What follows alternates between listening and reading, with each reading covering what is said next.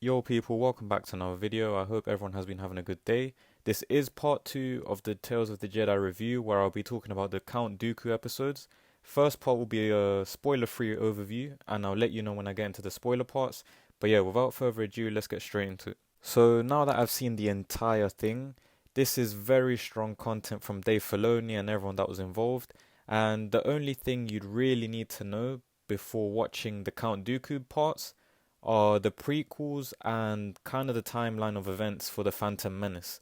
For example, I haven't read any of the books or any of the form of media that displays the young Count Dooku, so I had no idea what I was in for. All I knew was that he was similar to Qui-Gon Jinn in the ways that he was an independent thinker and he didn't care for the politics and he didn't agree with the Jedi rules a lot of the times. But yeah, this show made sure to emphasize especially that last bit that I said, and Dooku is now a far more interesting character, and he definitely got his flowers in this show. I feel like he's got a lot more respect now, or he will do after everyone's watched it.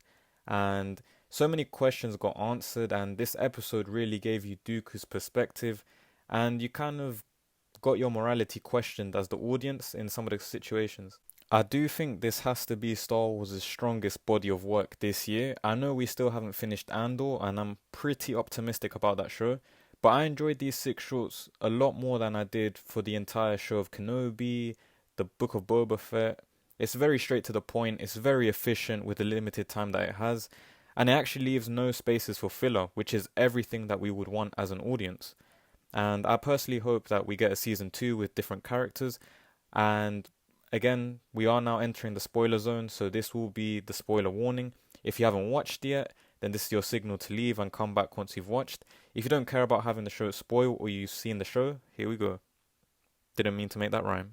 Episode 1 for Dooku was called Justice, and it felt like a really short episode, but there was a lot of depth to it, and it had you questioning your morality, kind of questioning what's going on between the two conflicting parties. You had the first arrival on the planet, and you've been told the senator's kid has been taken, and instantly you're like, oh, okay, they must be the bad guys then. And then they flip it because it turns out that they've been treated like shit by the senator. The senator doesn't care about them, he doesn't protect them, he doesn't live up to any of the promises, just like in real life, as politicians do. So then you're kind of left torn. Yes, they're both in the wrong, but you kind of have to be the bigger person and move on with that. Me personally, if Dooku saw out the job in the end, I wouldn't have even mind, because that guy was quite a bitch. And even the senator's son knew that his dad was a dick. And I did like how they built up the tension when they were having the standoff. I actually thought that Dooku was going to finish the job, but overall it was kind of nice to see him lose his cool, but he did it in such a calm way. It was weird. It was like he was so focused on choking the senator. He was going so effortlessly across the field. Luckily, Qui-Gon acted quickly, freed the son, and they stopped the whole thing. The most interesting part for me was when Dooku stood up against the entire senator and all the guards and everything, and he said that he doesn't even serve the Senate, he serves the people of the Republic, which is kind of an eye-opener in the sense that the downfall of the Jedi was because they failed to remember they have to serve the people, not the politicians. And lastly for this episode, Padawan Qui-Gon kind of gave me the whole Padawan Obi-Wan vibes, kind of the way he acted. He said master a lot, like after every sentence basically. But yeah, overall it was a solid start. I'd give it like a 6.5, near to a 7. Episode 2 for Dooku was called Choices. It revolved around Master Khatri's death. And we saw that Dooku doesn't follow the crowd. He's an individual thinker and he wants to get to the bottom of everything until there's justice. He has a very good gut feeling as well. He's very on his detective stuff and he doesn't get fooled by everything. Meanwhile, Windu, very by the book, very by the Jedi code. He didn't seem to be interested too much. He just wants to go through the motions. As long as he shows up, it looks like he's interested, kind of thing. And there's a big difference there. Dooku was the one pressing the agenda. He wanted to get this thing done. And it turned out that the senator was sus. And as we found out, he got killed. It was an inside job. Yeah, another episode of corruption from the Senate. And another episode where people are skeptical about the Jedi. In this case, Dooku and Mace get told by one of the guards that the Jedi are basically the Senate's lapdog and they basically protect the rich and powerful. That got to Dooku because he started thinking. He then had a word with the officer And he actually told him, look, I agree with what you're doing, but the methods are questionable. So it's interesting to start seeing the slight turn of Dooku. The episode then ends with Windu saying that the Jedi will truly keep the peace because they're guided by their own counsel and not politics and ego. Quite ironic coming from him and seeing what he gets up to in the future. But for me, one of the most important parts of the episode, and probably one of the things that pissed off Dooku, was that Katri's council seat got given to Windu for being a goody two-shoes, for doing nothing basically, while Dooku took risks, got to the bottom of everything, actually got stuff done.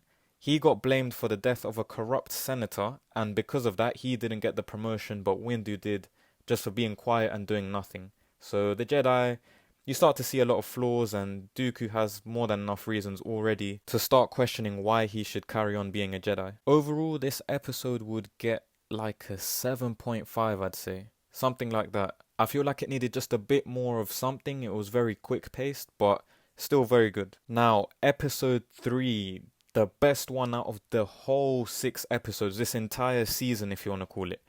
This is the best episode. I'm going to say straight away, this gets like a 8.5. This is the best one. I don't know if it's me being a simp for nostalgia or the fact that they've tied this into the movies just like they did with the ending of Clone Wars.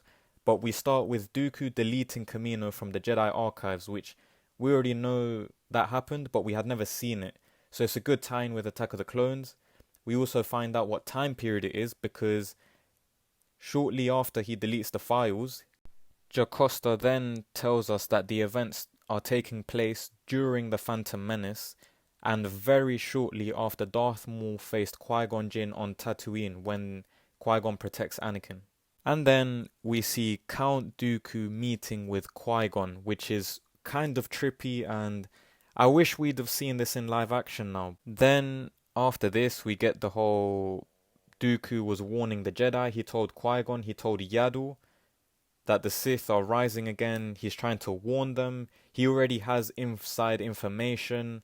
He's literally trying to tell Yaddle and the council, and they don't listen. Shortly, the conversation ends with Count Dooku telling Qui-Gon that he'd love to meet Obi-Wan, which again is a cool tie-in with Attack of the Clones because they meet on Geonosis, where once again Count Dooku lets the Jedi know through Obi-Wan that the Sith are rising and there's a Darth Sidious, etc. They do this time jump.